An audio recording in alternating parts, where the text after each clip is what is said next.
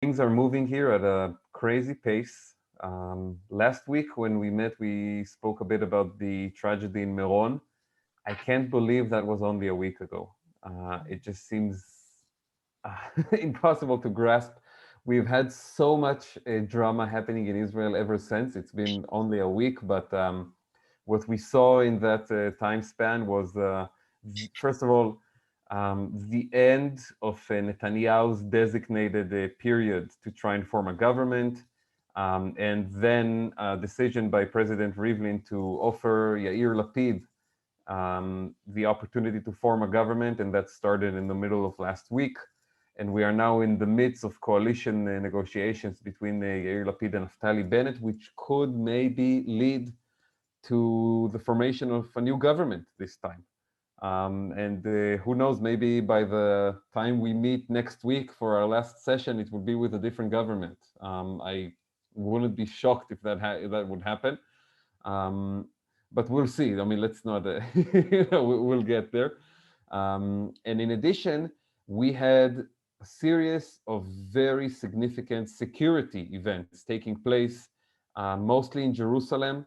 We had also one attack in the West Bank outside Nablus, but mostly we've had these night after night very tense situations in Jerusalem with the Ramadan on the one hand, which is the holy month for the Muslim population, and we are approaching tomorrow Yom Yerushalayim, Jerusalem Day, which is celebrated by the Jewish population in Israel.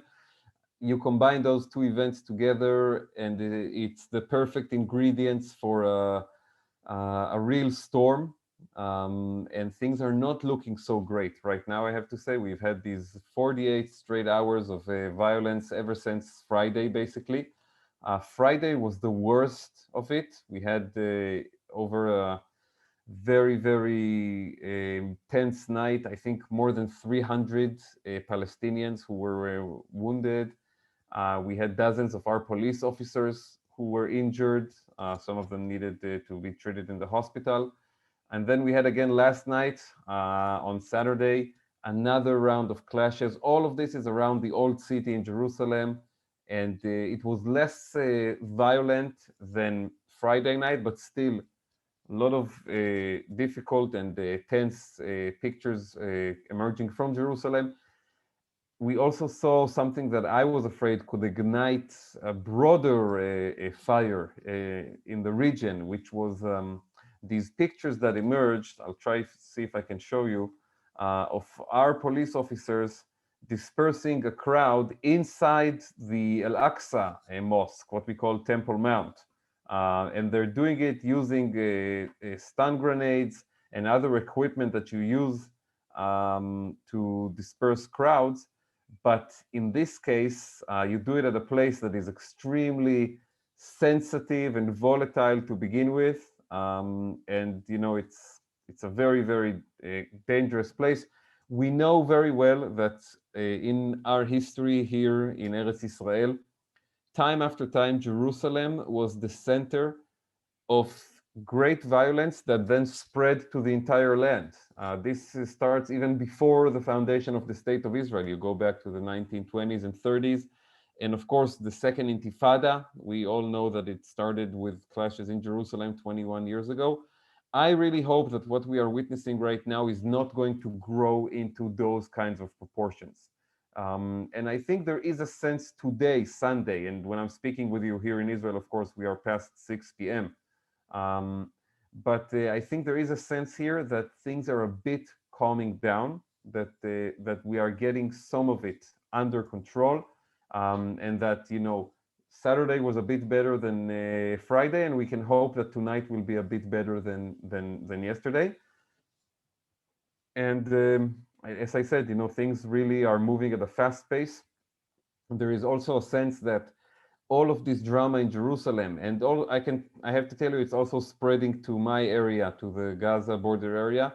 We have not had any rockets launched at us in the last 48 hours, but um, we did have a very, very sad phenomenon that we have witnessed in before in recent years, which is the use of balloons and kites that are connected to explosive devices to set our fields on fire, to set huge fires in the fields of the kibbutzim in the region. And I'll try to see if I can show you. We have on Haaretz some news about this, and you'll see the pictures. It's quite you know, a fascinating and sad phenomenon.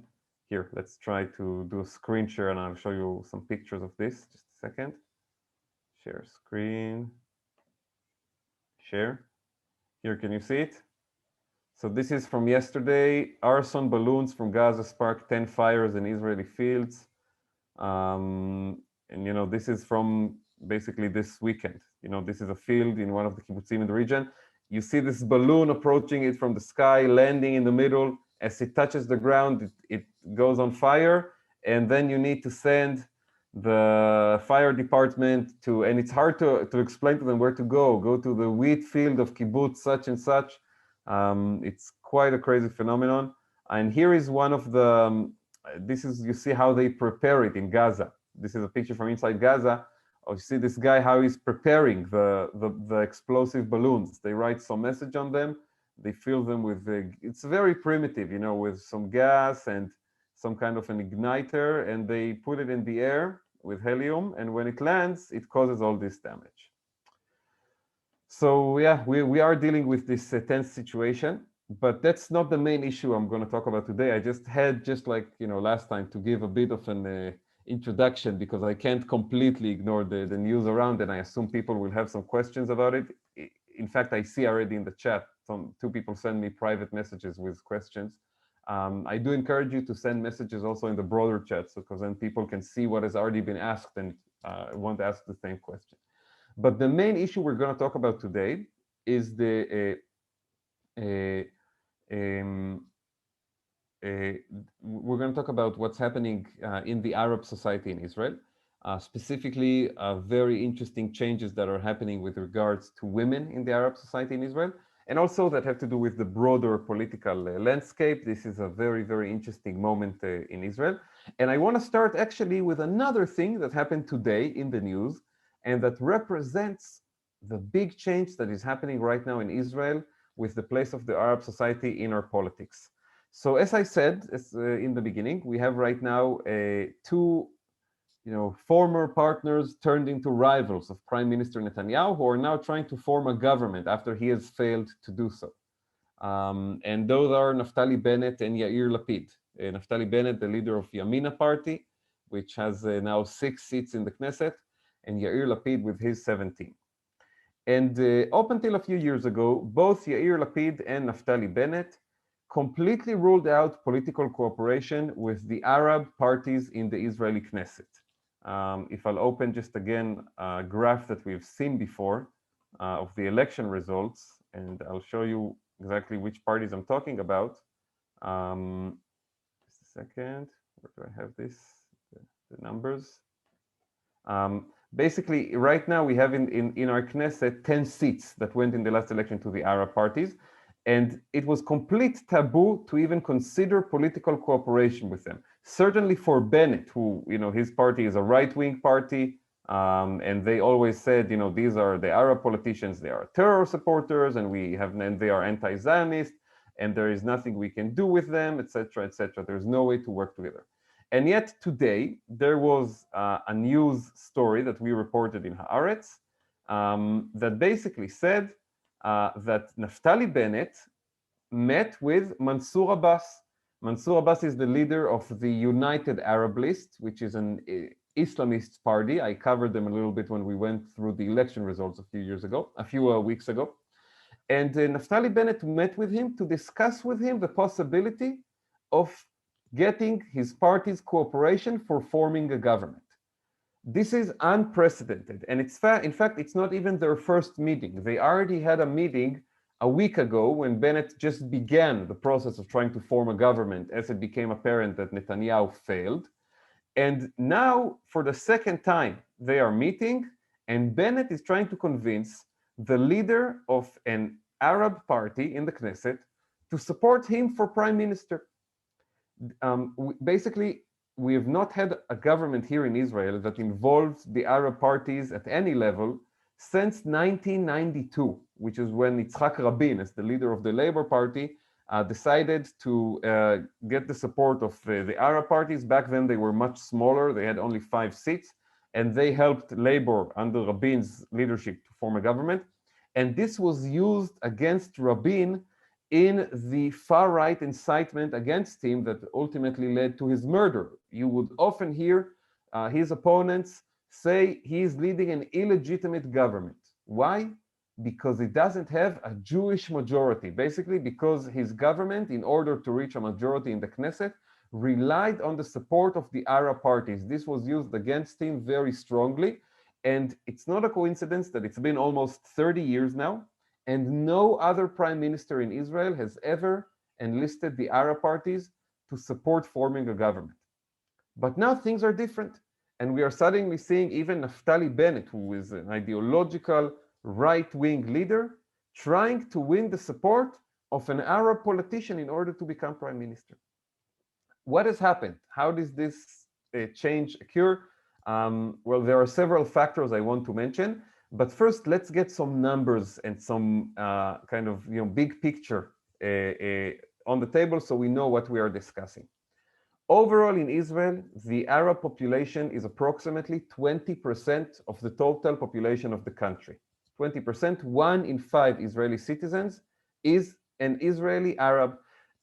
Not to confuse, these numbers do not include the Palestinians who live in Gaza and in the occupied territories / Judea, Samaria / West Bank, however you want to call it. And it also doesn't include the Palestinian population in East Jerusalem, which is about 250,000 people. Palestinians in East Jerusalem, in the West Bank, and in Gaza are not Israeli citizens. When we speak of Israeli Arabs, we're talking about approximately 2 million people who live within the original internationally respected borders of the state of Israel. These are Arab Israelis, people who live in places like Nazareth, Haifa, Jaffa, cities and villages throughout Israel, from the north all the way to the south. If we talk about the Bedouin population, for example, in the Negev, which is very important right now in the current political moment. These are the people we're speaking about. Most of the Arab citizens in Israel are also Palestinian, and there is also a question of identity. How do they define themselves? Can you be a Palestinian Israeli, for example? But basically, these are Arab Palestinians whose families in 1948, during the war, stayed in place, did not become refugees, did not leave their homes, were not forced out, did not go to live somewhere else, whether it's in Jordan or Egypt or Lebanon, but stayed in their, or Gaza, but stayed in place. And over time, the population grew. But they have been at about 20% of Israeli population, quite a stable rate for many, many years now. And actually, demographers in Israel, demographic experts, don't expect it to change anytime soon. The assessment is that they will be somewhere between 20 to 22 or 3% of the population in the long run.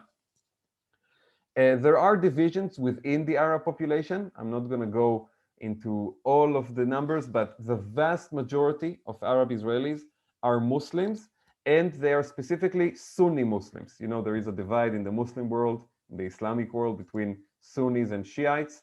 So in Israel, almost 100% of the Muslim population is Sunni, which is important because if you look at the countries around us, also the majority in those countries, whether it's the Palestinians, Jordan, Egypt, these are also Saudi Arabia and the Gulf countries that we recently had normalization with. These are all Sunni countries.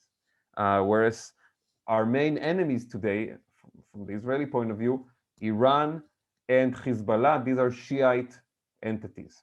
And so on the Shiite-Sunni divide, the Israeli Arab population falls within the Sunni side.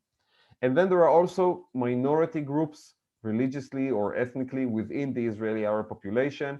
For example, there are Arab Christians in Israel, and they are a relatively small segment compared to the Muslim population, just a few hundred thousands. And you have the Druze population, which is about 2% of the overall Israeli population. The Druze are not Muslims. They have their own religion, the Druze religion, but they speak Arabic. They are Arabs, they speak Arabic. There is always a debate in Israel. Can like I said, there is the identity question of the Israeli Arabs in general. Are they Arab Israelis? Are they Palestinians? There is a separate discussion about the Druze. Are they Arabs, or is Druze a separate identity? I'm not going to go into all of that. As you know, the Druze population is very different than the rest of the Arab population, also because the men serve in the military. But we also have some segments of the Muslim Arab population that also serve in the military. For example, the Bedouins in northern Israel and in parts of southern Israel, the men serve in the military. So there are, it's a kind of situation where if you try to apply a strict set of rules to define the Israeli Arab population, it's not going to work. You have to understand that it's kind of like a mosaic with different pieces and different colors. And it's not kind of like a strict thing that you can clearly say what defines the entire Arab population. 20% of the population of the country.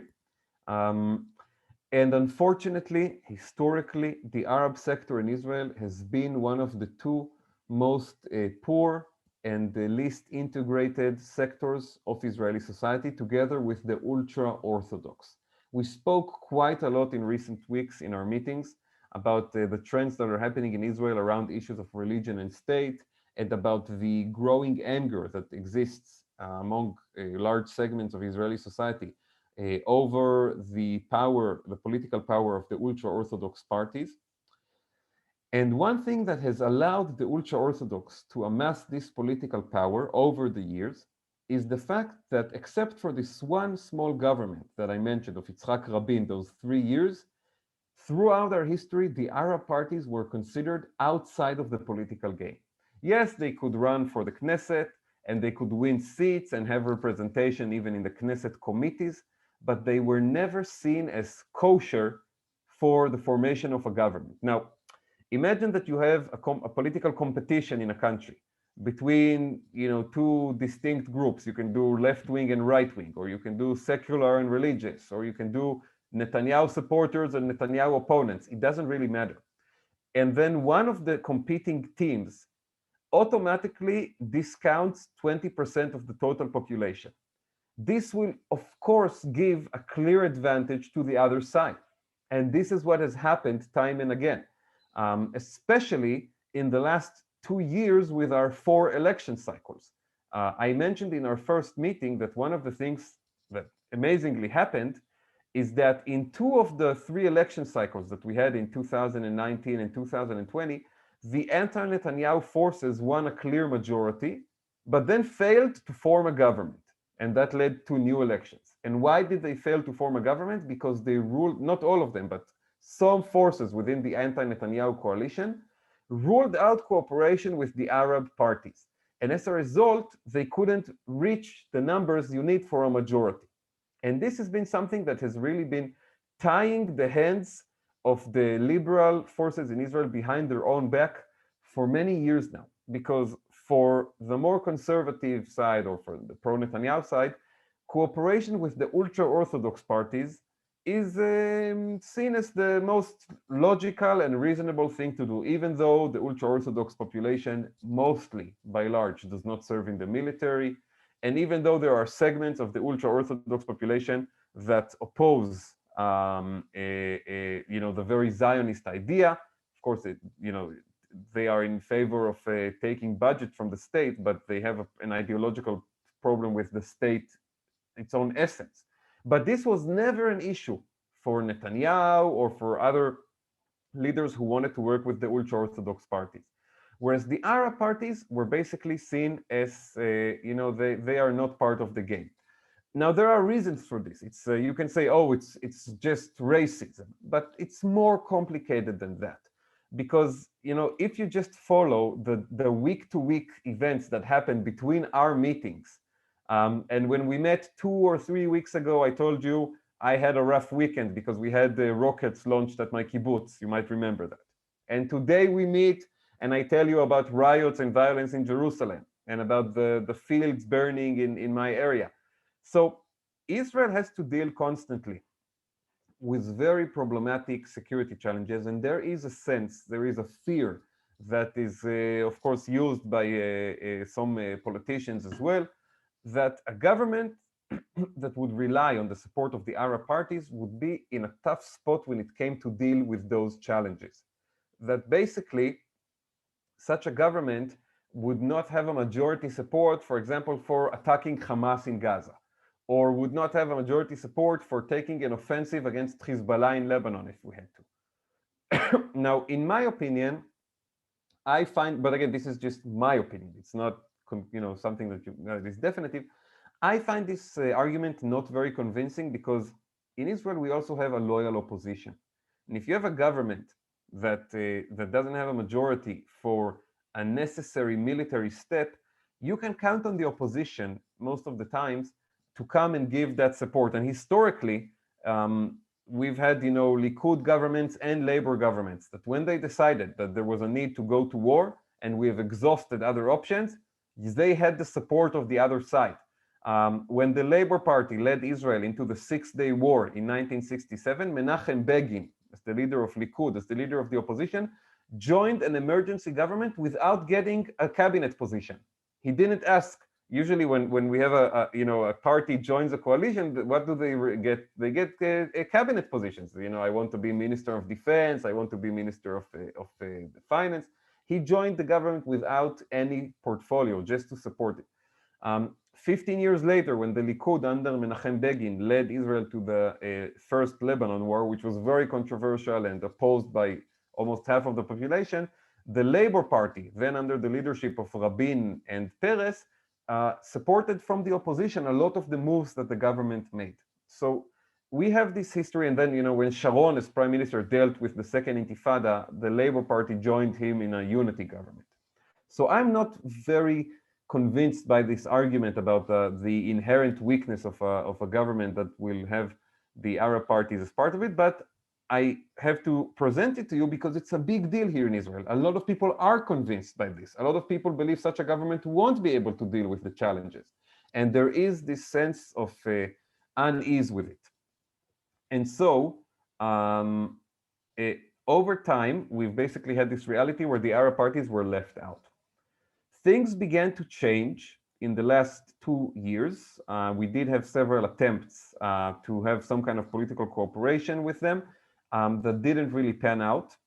But in the meantime, something as significant began to happen, which is we saw revolutions happening inside the Israeli Arab society that impacted the politics of the Arab population in Israel, and over time, I think, paved the way for the situation we are seeing right now, where Naftali Bennett is openly negotiating with Mansour Abbas, the leader of the United Arab List, about the potential for some kind of a government cooperation.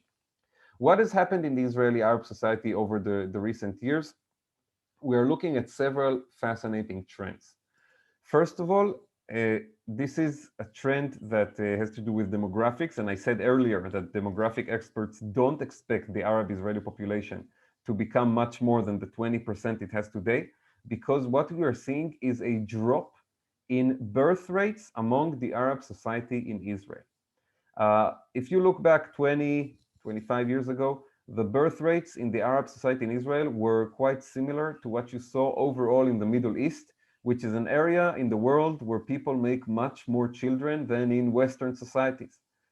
If you look at most Western democratic countries, and also, the advanced countries that you see, in Asia, Japan, South Korea, all of these countries are actually dealing with some of them are dealing with a crisis of very low birth rates, and others are just stable, just about stable. Whereas in the Middle East, you still have countries that, you will have a family that the average would be 5 children per family, and this, of course, creates over time a great economic burden, and it's complicated. I'm not preaching to anyone how many children you can have. If you want to have 2, it's great. If you want to have 5, it's wonderful. But for overall countries and societies, this creates economic challenges. It's something we need to admit. And so the Israeli Arab birth rate historically was not so different than in the broader Middle East, but over the recent decades, it has begun to go down, and it's basically today very close to the birth rates that you have among the secular Jewish population in Israel. And the joke in Israel, is that what's your average secular Jewish family? It's two parents, two children, two cars, and one dog. That's the kind of standard. And you're seeing that happening in the Arab society. This has to do with another important trend, which is a growing participation of Arab women in the Israeli workforce, in the labor market. Um, we are still seeing the levels of participation of women from the Arab society in the workforce are not as high as in the Jewish population. And as I said, the Arab and the ultra-Orthodox sectors are the two sectors in Israeli society where we still have our largest challenges, in terms of integration and economic prosperity. And these are still the two poorest populations in Israel, and we have a long, long way to go.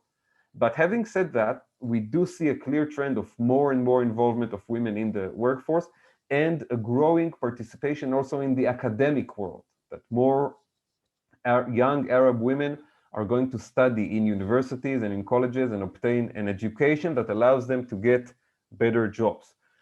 And this is leading to a third revolution, but I think all of them are tied together, a third major change, which is that there is a greater discord today within the Arab Israeli society over values and religious questions that are causing internal divisions. And this also impacts the politics. And I'll try to explain what I'm talking about here. This might sound a little complicated. If you recall, in our previous meetings, I spoke a bit about the joint list. The joint list, which was this conglomeration of several smaller Arab parties that all ran in the election under one banner, under one roof, communists and Islamists, Arab nationalists, and the regional parties all joining forces under one roof as the Arab Party of Israel, as the joint list of the Arab citizens of Israel. And I said that this reflected a bit the old politics of Israel that was very focused on the Palestinian issue.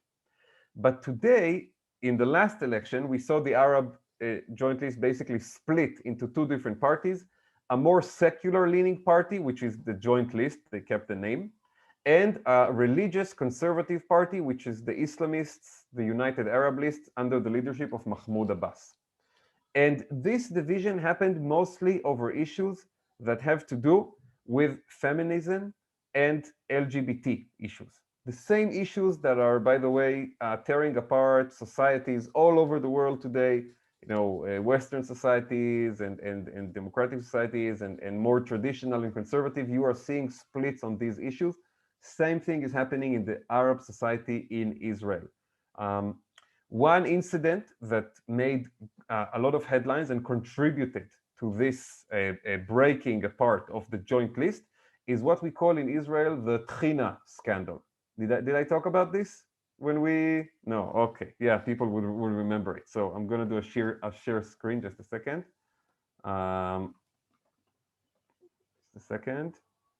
So we have a very, very good Tchina brand here in Israel, which is called El Arz. I'm going to put it on the screen, just a second. And it's manufactured in Nazareth. Share. Here, can you see everyone? This is Tchina El Arz, manufactured in Nazareth. You can also buy it in the United States, by the way. In fact, some parts of the United States, this is carried by Whole Foods as a Whole Foods brand. It won't say El Arz Tahini, it will say Whole Foods Tahini. And it won't have the red roof on top of it, the red lid. It would have a green one, but if you look in the back, it will say manufactured in Nazareth, Israel. My wife and I accidentally discovered this when we lived in Washington, D.C., because we love this tahini. We think it's the best kind that they make in Israel. And we would go 45 minutes from our house to some Lebanese store to buy it. They had it. And one night we just went to our neighborhood Whole Foods and we look at the tahina box, and my wife said, "This looks familiar." And I said, "Yeah, it looks like El Arz, but just with different colors." And we said, no, it cannot be. Come on, no way. And we took it off the shelf. And when we looked in the back and it said manufactured in Nazareth, Israel, we went crazy. But anyway, this company, it's owned by a woman from Nazareth. Let me see if I can find one of the news stories about this. Just a second. I'll stop the share and find you one of the headlines about it. Just a second. Here, there's a story about this in Haaretz, obviously, of course. Just as an FYI, Bella apparently was showing us her version that with the green lens. Let me see, just a second. Oh, it was in front of the camera. I missed it. All right, well, I'll give you a story this time from our competitors at the Times of Israel. Yeah, oh, now I see. Now I see that she's showing the tchin. Yeah, so it's the best stuff. So let's share a screen here. This is a news story from July 2020, a few months ago. Tahini maker first faces Arab-Israeli boycott calls after donating to LGBT group. The subhead says, Nazareth-based El Arz says it will continue to be an open house and empower disadvantaged sectors, whatever they may be. Top Arab member of Knesset, this is MK member of Knesset, voices support. So the story basically that El Arz in the summer contributed money to an organization that supports the LGBT community within the Arab sector in Israel. This is, of course, a more conservative, more traditional society, and this is a difficult issue. In the secular parts of Israel, this is much less of an issue than it was 20 or 30 years ago. But Israel is not just Tel Aviv. And it's important to remember this is one of the things we're talking about in our meetings. Israel is Tel Aviv and Haifa and my kibbutz, and it's also Jerusalem and the Bedouin communities in the south and many, many other things. And so when El Arz came out and they didn't just donate the money to this LGBT group, they publicized it and they were proud of it. Kind of like how, by the way, corporations in the United States and companies today want to highlight, the donations they make and their social agenda. So El Arz, I think they also thought it was good business to highlight how they support the LGBT community. And then what we saw was this a backlash from more conservative, more religious parts of the Arab population that said we need to boycott this company because we are against this agenda. And Ayman Odeh, member of Knesset Ayman Odeh, the leader of the Joint List, which this is in the summer of 2020, less than a year ago, the Joint List was still together. This is before the split between seculars and Islamists. So here you can read in the news story, Joint List Party Chairman Ayman Odeh claimed in a Facebook post that the campaign against El Arz was being led by its financial competitors. He said it was hypocritical to boycott El Arz. We had other members of his party. I think Aida Tuma Sliman, she's a woman lawmaker also from the Joint List, who did more than that. She actually came out and said, I support what they did. This is an important decision. So we are seeing the more secular leaders of the Joint List come out in support of El Arz. And on the other hand, there was growing pressure on the Islamists within the Joint List to distance themselves from this, to say this does not represent our values. This is not what we believe. And in fact, they came out and said, no, we are against El Arz. Now this, of course, is the kind of news stories that in the summer can make a lot of news when there is less other things. But this became a major controversy for several days in the Israeli Arab society. And it also got national media coverage in Hebrew. And I showed news stories in English. And this was, in the sense, one of the clear signs that the Joint List, it was no longer working. That this combination of communists and secular nationalists together with Islamists, that they were all united under one flag, which is, we are the Arab citizens of Israel and we are against the occupation and the settlements, that this was no longer working when you had other issues come to the forefront of the political debate. Issues like women's dress, for example. How should women dress in public? I'll show you, for example, let's see if I can find this. how the faces of the different members of Knesset of the joint list. Just a second. I think I got it over here. This is without pictures. One second. I have to pull this from somewhere here. Yeah, I can find it in this article. Good. So on the one hand, you had in both the secular parts of the joint list that later stayed together, and in the Islamist party, you had women running. Both of them include women, which is important because the ultra-Orthodox parties, the Jewish ultra-Orthodox, don't have women in their lists at all. There are no women in their Knesset lists. And this has been a very troubling reality for ever since their existence. Basically, they've never included women. But here, let me share the screen and show you what I'm talking about.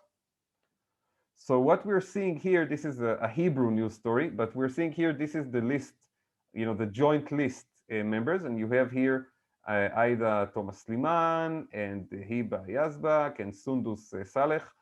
These are legislators from the joint list. And then let's see. Now this is ultra-Orthodox, Shas and United Torah Judaism. Of course, no women. And I'm looking for here. This is Ram. I did all this, and I wanted to show you a picture that isn't here. This is the Islamists, and they did have one woman in their list. She didn't make it, but she wears a hijab. She has a traditional cover that you only see part of the face. And this is another issue that is part of this division we are seeing. You have questions about the role of, women in the, how much should women be encouraged to go out and work versus the traditional roles in the house and the family? Modesty and the dress, how should women appear in public? You have issues, for example, of can women go and study in a university and leave their home, village, or community? This is an issue that for some people, the answer is, of course, a woman should be able to do anything that, a man can do. And, if she's 19, 20 years old, because Arab women in Israel mostly don't serve in the military, and she wants to go off to university, she can leave her village or town and go to Tel Aviv, Jerusalem, Haifa. But in some communities, this is far from obvious. And there is opposition to this idea. And there is an insistence that if women go out to study, they need to study in the closest academic institution to their home community and stay at home and not go and live out in the city. So all of these are real issues that are causing divisions and a discussion. And they led over time to this split that we saw in the latest election, where the Islamists decided to run with their own list, and the joint list, the more secular and nationalist forces, ran separately. The Arab population, it's important to say, punished the parties for this decision. In the election that we had a year ago, in March 2020, the joint list, together, all the forces received 15 seats, a historically high election result for the Arab parties in Israel. As I said, when Rabin brought the Arabs into his government at the time, they had 5 seats. In the election a year ago, they had 15, tripled their force over time. And then in the election that we just had 2 months ago, when they ran separately, joint list and Islamists, they crashed and they only won 10 seats between them. 4 to the Islamists and 6 to the more secular forces. So they lost a third of their power. And it happened mostly because many Arab voters this time chose to stay home. And I think what you can learn from this is that basically in the Arab society in Israel, even though there are these differences and divisions, there was more popularity to the argument that we need to overcome these divisions and run together. And there was anger over the split. But at the same time, the split was inevitable because politicians react to their own base. You guys know that very well in the United States. And on these sensitive and what you can call culture war, religious issues, just like in America, you will have a base that is very committed to it and can get very angry over any attempt to divert from the party line. And so the pressure on the Islamists after the Tahina scandal to distance themselves from the rest of the list was very strong. And then the pressure on the more secular forces to respond in kind and to stand up for issues of, feminism and women's rights and women's integration was just as strong. And over time, this led to the split. But here is the interesting part. There was another important phenomenon that happened over the past year and is connected to everything I just spoke about. And I think that this phenomenon in many ways made it more possible for Israeli Jewish politicians to entertain cooperation with the Arab parties. And this has to do with COVID, with the coronavirus and how it hit Israel. One of the interesting aspects of Israeli society is that we can talk for hours upon hours about the divisions that we have in our society. And we're doing a course here about the modern tribes of Israel, the different tribes and groups and the challenges of maintaining the relationships between them. But if there is one place in Israel where you will find all the tribes and all the groups cooperating and working together, it's in the health sector. It's in the hospitals. It's in the health clinics. It's in, from hospital wards all the way to a neighborhood clinic in any city, and also more kind of specialized places, like, for example, institutions for people with mental problems that need to be hospitalized over time. For example, institutions that support people with special needs in Israel. Everything that has to do with health at the largest denominator that can be put together is an area in Israel where there is actually a lot of cooperation and people work together. And specifically for the Arab population in Israel, the health system has been a very, very important equalizer and a place where people can become more integrated and more influential and win their place in Israeli society. The Arab Israeli minority, except for the Druze population and certain Bedouin populations, by and large does not serve in the military.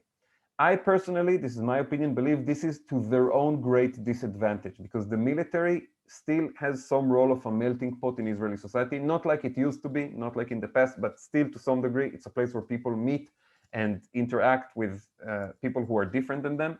And their absence, the Arab Israelis' absence from the military, I think denies them a lot of opportunities. But it's complicated because the army, of course, the military maintains the control over the Palestinians and attacks Gaza, and it's difficult. But the health system for many, many Arab Israelis, including just people my age and friends of mine that I know, is the place where they can, first of all, have a career and earn a living, but also a place where they can contribute to society and take upon a role that helps them to basically make an argument. We are contributing citizens. We are an important part of this country. And of course, we all know that rights should not depend on contribution. I mean, if you have rights as a citizen, you should just be granted it. But that in reality and in politics, a lot of times it's easier to fight for your rights when you come from a position of, I'm doing X, Y, Z for the country and for the society, and how can you discriminate against me? This is an argument that helps convince people. And over the last year, with the COVID reality here in Israel, this was a moment where we really saw the important contribution of the entire health system in Israel, and of course, Arab Israeli doctors and nurses and people who work in the health field. And there were many interesting examples. I mean, we have in Israel hospitals. For example, the largest hospital in northern Israel is run by an Arab Israeli doctor. And we recently had the first Arab woman, if we're speaking mostly, if we're speaking about how the role of women in Arab society is changing and how they are earning more and more influence. So we recently had the first Arab Israeli woman who was appointed to lead a district in the health ministry. This is like to be responsible for all the health institutions in a large part of the country. And she's an Arab Israeli woman doctor. And I hope that when you visit Israel, you will not have to go to a hospital. I really don't wish anyone here that during your stay in Israel, you will spend time at a hospital. There is enough to see in the country that is interesting and beautiful. But if you will, God forbid, end up in a hospital, you will see that you will be treated very, very high probability by Arab Israeli nurses, doctors, because they are there in Jerusalem and in Haifa and in Tel Aviv and in Be'er Sheva. And there was even a moment when Prime Minister Netanyahu wanted to celebrate the success of the vaccination drive in Israel. And also, he was seeing in the polls before the election that his bloc of supportive parties was not going to win an outright majority. And he wanted to prepare his voters for the possibility that in order to form a government, he will try to rely on the Islamists. Why the Islamists? Because they have more traditional conservative values that are closer to the values of the ultra-Orthodox parties that also go with Netanyahu. And I think I spoke about this in one of the earlier sessions. So he was trying to prepare his public for the possibility of cooperation with the Islamist party, the breakaway faction from the joint list. And so when he was talking about the vaccines, everywhere he went, in his stump speech, he would mention an Israeli Arab paramedic or nurse that was giving the vaccines to Jews and Arabs, and how we are all one together, and we can overcome the COVID challenge when we join forces. Of course, a beautiful speech that was very different from things Netanyahu had said in the past about the Israeli Arab population. I mean, the most famous was his warning on the election day in 2015 that the Arabs were voting in droves in high percentages and it's dangerous for the country. Fast forward to the 2021 election, and he's campaigning on the contribution of the Arab nurses and doctors and paramedics to the success of Israel's vaccination campaign. And I'll tell you something, I'll take it any day. It's a much better message. And it's also true. I can tell you, when I got my first COVID shot, my first vaccine a few months ago, the nurse who gave me the vaccine was an Arab Israeli nurse. And we chit chat about, like where she's from and family, etc. And I mean, and this was very common. I mean, this is something that happens all over the country. And so this could hopefully pave the way for a change also in the political dynamic. And after Netanyahu himself basically laid the ground for the potential cooperation with the Islamists, we are now seeing suddenly Naftali Bennett following and doing the same, while at the same time Yair Lapid, who is leading a more secular and more liberal party, he has had since the election 3 publicized meetings with the joint list, with the more secular elements in the Arab political force. 3 meetings in order to negotiate the possibility that they will support some kind of a government and will give their, there will be some kind of cooperation with it. And it does make sense that Lapid will speak more to the joint list, whereas Netanyahu and Bennett will try more with the Islamists, although Yair Lapid also had 2 meetings with Mansour Abbas, the leader of the Islamist party, to also inquire about cooperation in that part of the political map. So what we are seeing is that the social trends and the economic trends that are happening, and I believe it all began with this combination of more women joining the workforce, a drop in birth rate, which is also, it's always the chicken and the egg question. What led to what? Do you have more women out in the workforce because they are having less children, or is it, are they having less children because more women are going to work and getting education, etc.? And it's probably a combination of both. They are 2 trends feeding into each other. These are driving also big trends, big changes in terms of values and questions of religion and personal freedom, the same questions that Israeli Jews are busy with all the time. And when this also gets thrown into the political arena, you combine it all together, you get the new circumstances here in Israel that suddenly there is an opening to work with the Arab parties. And even though there are challenges and there are complications, and I'm not going to ignore it, because like I said, a lot of people have these concerns about this cooperation, I do think, and personally also hope, that the COVID year, the experience of the past year, and the fact that we saw what happens when Jews and Arabs can cooperate and work together, and how this can strengthen us in a society and as a country and help us deal better than other countries with some of the challenges that COVID brought along. Maybe this will also make it more possible to see the political cooperation succeed as well. Right, I've spoken quite a lot. Let's see now what the questions people have. And please send questions in the chat if you have questions either about what I just spoke about, or the broader political news that is happening right now. There is a question if I think the government will restrict the marches that are supposed to happen tomorrow around the old city. So just to explain what the question is about. Tomorrow is Yom Yerushalayim, Jerusalem Day here in Israel. And every year in Jerusalem Day, there is this march of a national religious youth in Israel through the streets of the old city, from East Jerusalem all the way to the Western Wall. This is a march that happens every year. Every year there is tensions around it, and in most years the police manage to deal with it, and it ends without any significant clashes or violence or riots or whatever. This year, because Jerusalem is already on the edge, I think it's problematic, and I think it's going to be very, very tense over there. And there has been some headlines. I have seen headlines of security officials, high-ranking security officials, calling to delay this march or to change its route, to move it away from the old city towards a less heated and controversial part of the city. You can still end it at the Western Wall, but without walking through Arab majority neighborhoods of Jerusalem. I don't know if this advice will be heeded to, but it's definitely a complicated and tense situation. And this is not a regular Jerusalem Day. It's coming after 48 hours of violence in Jerusalem. It's coming 2 weeks after a previous round of violence that also included the rocket launches in my part of Israel. So tomorrow could be a pretty tense day.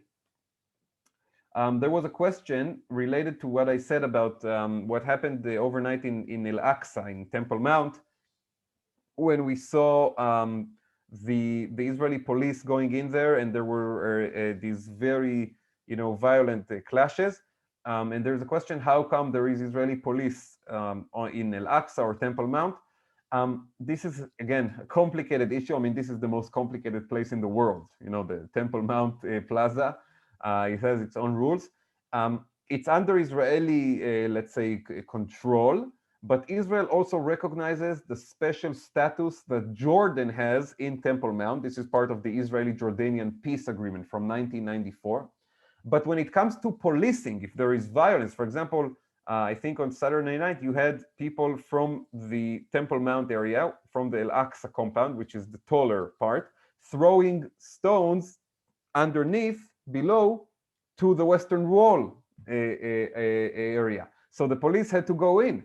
And the policing is in Israeli hands and responsibility. But of course, when you have videos and pictures of Israeli policemen bursting into the most holy mosque in the Holy Land and one of the 3 holiest mosques in the world, this ignites not just in Jerusalem, but it ignites the feelings everywhere. And one of the problems that we have today with the social media is that people see snippets of a situation. They see 20 seconds of something. You can see a terrible video of an Arab hitting a Jew or a Jew hitting an Arab, and it will make your blood boil. And you don't know the entire backstory behind it. You don't know the entire context. Now, the context usually doesn't justify the beating. I'm just saying, okay? But if you get the full context, your blood maybe will not boil as much. But when you only see the 20 seconds, whether it's some violence from one side or the other, this gets people riled up. And so this is a very tense situation.